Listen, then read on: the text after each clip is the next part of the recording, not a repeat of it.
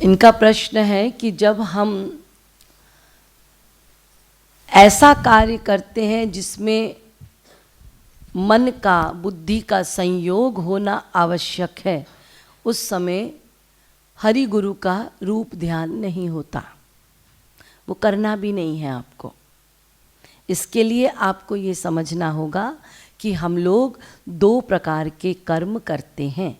एक होता है मन बुद्धि युक्त कर्म और दूसरा होता है मन बुद्धि आसक्ति युक्त कर्म। मन बुद्धि आसक्ति युक्त कर्म, मैंने एक आसक्ति शब्द लगाया। जैसे एक स्त्री अपने पति का खाना बनाती है, खाना बनता है।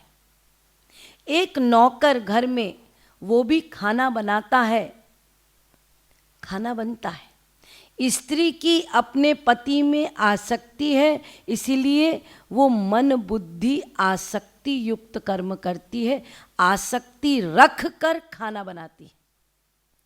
नौकर, उसकी कोई आसक्ति नहीं है, उसकी आसक्ति अपनी स्त्री में है, अपने पुत्र में है, लेकिन वो दूसरे के घर काम करता है, खाना बनाता है, तो वो क्या कर रहा है? मन बुद्धि युक्त कर्म कर रहा है, उसकी कोई आसक्ति नहीं, खाना बन रहा है।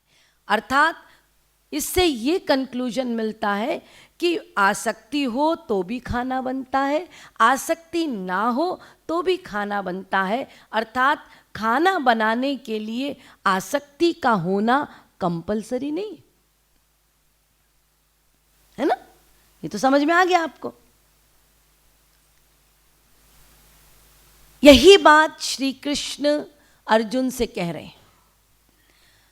भगवान कह रहे हैं कि तुम संसार में मन बुद्धि युक्त कर्म करो और आसक्ति मुझ में करो। इतना सा काम। यदि मन बुद्धि युक्त कर्म नहीं करेंगे अर्जुन, तो युद्ध कैसे करेंगे, बाण कैसे चलाएंगे? इतनी बारीकी की निशानी रखनी है, वहाँ निशाना लगाना है। उस समय यदि वो श्री कृष्ण का रूप ध्यान करने लग जाएंगे तो हो गया बंटाढार। तो श्री कृष्ण ये नहीं कह रहे कि तुझे यहाँ पर मेरा रूप ध्यान करना है। श्री कृष्ण कह रहे हैं तुम अपना दैनिक सब कुछ करो, कर्तव्य अनुसार जो कुछ मिला है अपने सारे कार्य करो, लेकिन मन बुद्धि युक्त होकर, मन बुद्धि का संयोग कार्य में रखो, लेकिन आसक्ति मुझ में रखो। नहीं समझे आप लोग? अब समझाती हूं। आप ऑफिस जाते हैं, वहां पे काम करते हैं, हिसाब किताब भी करते हैं, तो क्या आप ये भूल जाते हैं कि आपकी स्त्री है? क्या आप ये भूल जाते हैं कि आपका बेटा है? सपने में भी भूलते हैं क्या? तो क्या आपके ऑफिस का काम नहीं हो रहा?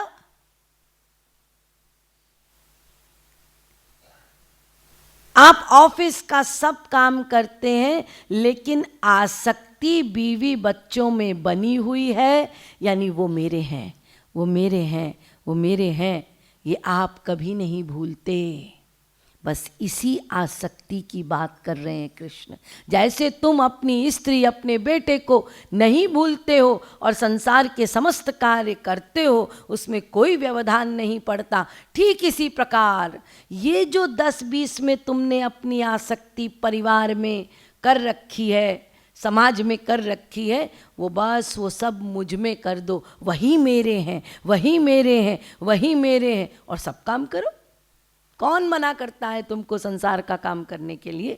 जो जरूरी है सब करो, मैं नहीं टोकता, लेकिन अंदर ही अंदर बस मुझसे ही प्यार करो, आसक्ति मुझ में बनी रहे।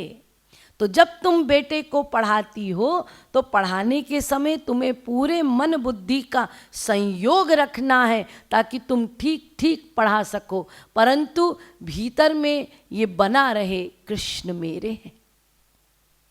वहाँ कोई रूप ध्यान नहीं करना है। इसी को कहते हैं कर्म योग की साधना। हमेशा उनमें मन लगा रहे, हमेशा उनको रियलाइज करते रहें, रूप ध्यान नहीं, रियलाइज करते रहें। यह है कर्म योग। लेकिन ये ऐसी अवस्था कैसे आएगी? अपने सारे दिन के 24 घंटे में आपको क्वालिटी समय एकांत में अपने प्रभु के लिए निकालना होगा। कर्म संन्यास की साधना करनी होगी, अपने आप को जमाना होगा और साधना के द्वारा इस आसक्ति को प्रगाढ़ करना होगा, पक्का करना होगा। वही मेरे हैं, वही मेरे हैं। उसके लिए साधन है गुरु के प्रवचन, गुरु के संकीर्तन, गुरु के पद। उनको आप भाव बनाते हुए रूप ध्यान पूर्वक हरि गुरु के नाम, रूप, लीला, गुण आदि का गान कीजिए, सारी प्रक्रियाएं कीजिए। रूप ध्यान पूर्वक आंसू बहाकर, भाव बनाते हुए, दीनता प्रकट करते हुए, व्याकुलता उनके दर्शनों की पैदा करते हुए ये एकांत में कीजिए। और जब बाहर रहें, जब आपको संसार का काम करना है, तो एकांत की जो पूंजी आपने समेटी है, संजोई है, वो एकांत की पूंजी को रखिए। आज मैंने क्या चिंतन किया था? कृष्ण का, मेरे हैं, मेरे हैं, मेरे हैं, ये चलता रहे। तो जितना अधिक आप अभ्यास करते जाएंगे, वही मेरे हैं, वही मेरे हैं, वही मेरे हैं, तो वो आसक्ति उतनी बढ़ जाएगी, फिर उन्हीं में हो जाएगी। अरे एक स्त्री, एक बच्चा जब वो पैदा होता है, उस बेचारे को थोड़ी पता होता है कि मैं इसी माँ से पैदा हुआ हूँ या इसी पिता से। कितनी बार ऐसा होता है, माता पिता अनाथ आश्रम से उठा के ले आते हैं बच्चे को थोड़ी पता होता है। वो मम्मी मम्मी मम्मी बोलता है, पापा पापा बोलता है। कैसे बोला? बार बार बार बार एक स्त्री को देख रहा है कि ये स्त्री सब कुछ मेरा करती है, मेरी सेवा करती है, मुझे नहलाती है, धुलाती है, मेरी विष्ठा भी साफ करती है, मुझे खाना भी खिलाती है, मैं गिरता हूँ तो उठाती है, मुझे स्वच्छ कपड़े पहनाती है, इतना मेरा ध्यान रखती है। खुद मैं बिस्तर गीला करता हूँ उसमें सोती है, मुझे सूखे में सुलाती है। वो बच्चा दिन रात उसको देख रहा है, तो दिन रात वो जो सेवा ले रहा है उस स्त्री से, उसके कारण उसका प्यार हो रहा है, आसक्ति हो रही है। उसको इससे कोई मतलब नहीं कि इसी ने पैदा किया है या नहीं किया। यही मेरी है, यही मेरी है, यही मेरी है, इसी ने मेरी सेवा की थी, इसी ने मेरे लिए ये किया था। ये बचपन से होते होते होते प्रगाढ़ हो गया, यही मेरी माँ है, यही मेरा पिता है। बस इतना ही तो किया हमने। वही जो हमने अपने संसारी देहधारी माता पिता के लिए प्रैक्टिस करके किया है, भगवान कहते हैं अरे असली तो मैं हूँ भाई, मेरे लिए तो तुम कोई अभ्यास करते नहीं, वही अभ्यास करो। समझ में आ गया?